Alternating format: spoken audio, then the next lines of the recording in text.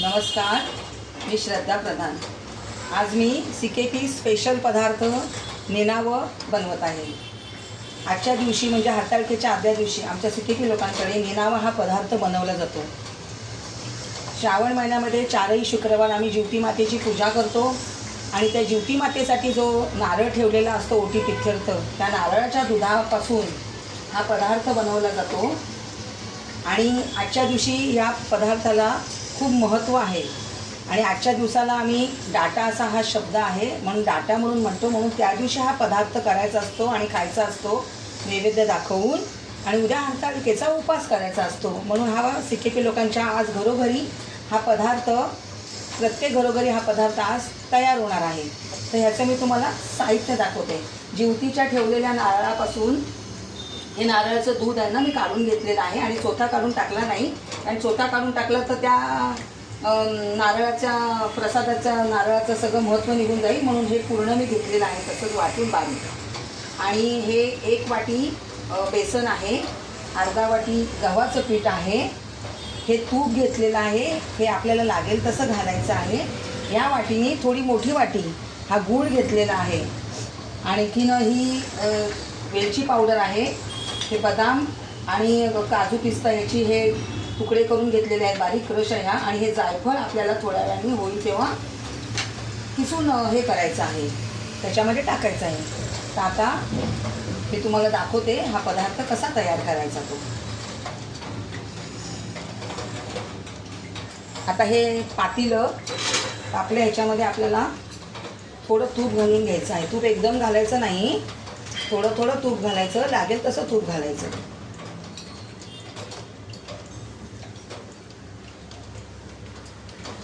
आणि या गरम झालेल्या पातळ तुपामध्ये हे अर्धी वाटी गव्हाचं पीठ आणि 1 वाटी बेसन, चण्याच्या डाळीचं पीठ हे घालून घ्यायचं आहे आणि छान हे तांबूस होईपर्यंत आपल्याला हलवायचं आहे आणि पातळ होईपर्यंत जसं लागेल तसं तूप घालायचं आहे, तूप एकदम घालायचं नाही आहे।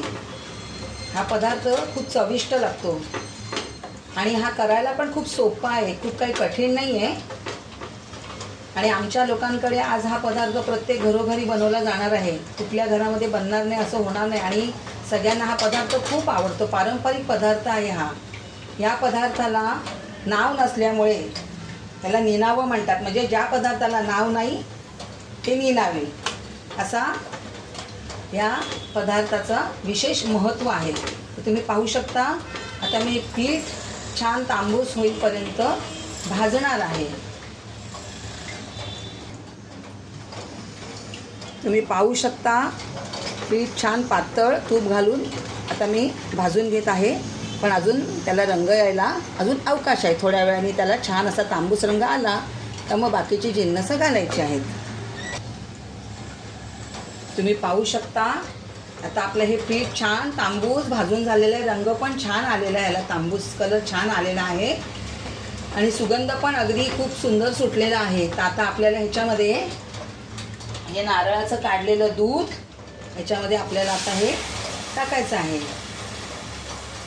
आणि हा गूळ आपल्याला ह्याच्यामध्ये टाकून घ्यायचा आणि आता हे छान आपण आहे ना आता मस्तपैकी एकजीव होईपर्यंत ढवळत राहायचं। आणि आता हे सगळं घट्ट पण होणार आहे, थोडासा गॅस बारीक करायचा आणि हे छान घाटून घ्यायचं आहे मस्तपैकी। जरा गॅस बारीक करायचा आणि घाटायचं, म्हणजे सगळं छान एकजीव होतं। ते गूळ बारीक असल्यामुळे तो विरघळायला काही वेळ लागणार नाही आहे। छान खटखटीत होईपर्यंत हे छान ढवळत राहायचं आणि मग नंतर तवा ठेवायचा खाली वाफेला। आता ही वेलची पावडर आहे बघा, मी ह्याच्यामध्ये टाकलेली आहे, आणि हे थोडंसं जायफळ मी याच्यामध्ये किसून घेते आहे। थोडं अर्ध्यापेक्षा थोडं इकडे तिकडे जायफळ असं थोडं किसून घ्यायचं। वेलची आणि जायफळ ह्या दोघांची चव ह्याला आली पाहिजे, तरच हे छान लागतं। आता हे छान घट्ट होत येईल आता घाटून घाटून।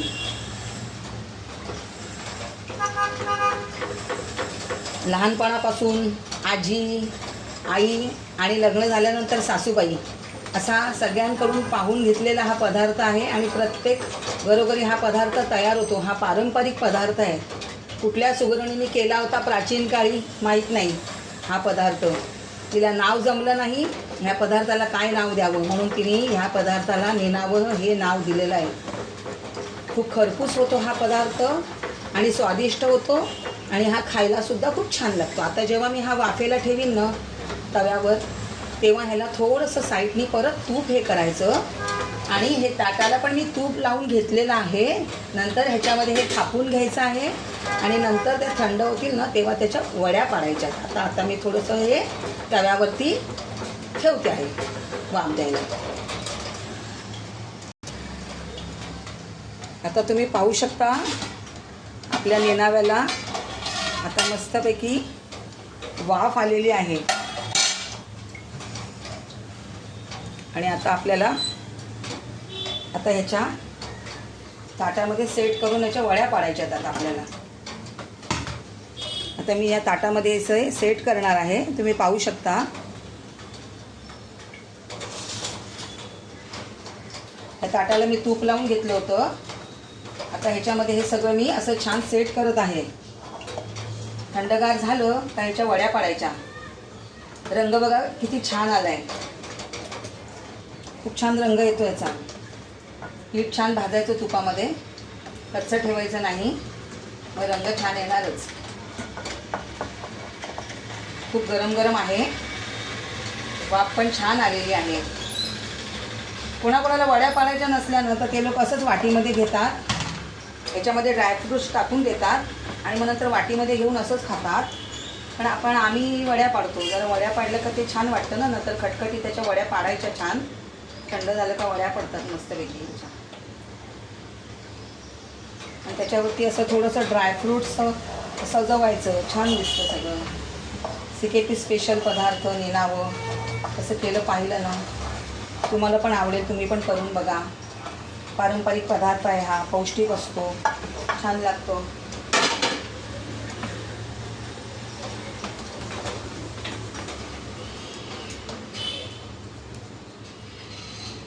हा छान मस्तपैकी थंड होईल आणि थंड झाला त्याच्या वड्या पाडायच्या. बघा तुम्ही किती छान रंग आले, तांबूस कलर मस्त आलाय. गुळाचा पण रंग असतो ना आणि आपण पीठ पण छान भाजतो तुपावरती आणि तूप पण छान मस्तपैकी त्याच्यामध्ये सुगंध येत सुटलेला आहे तुपाचा, त्याच्यामध्ये भाजलेला ह्याचा पिठाचा छान. आता हे ड्रायफ्रूट्स मी याच्यावरती असं टाकणार आहे. काजू बदामचं गरम गरम ह्याच्यामध्ये हे छान चिपकून जाईल.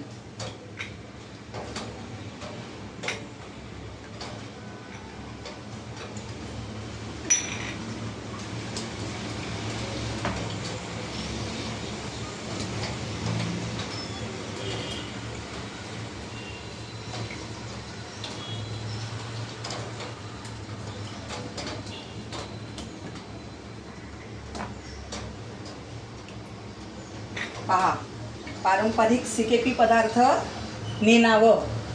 व्हिडिओ आवडला ना आणि व्हिडिओ पाहिला ना तुम्ही, धन्यवाद.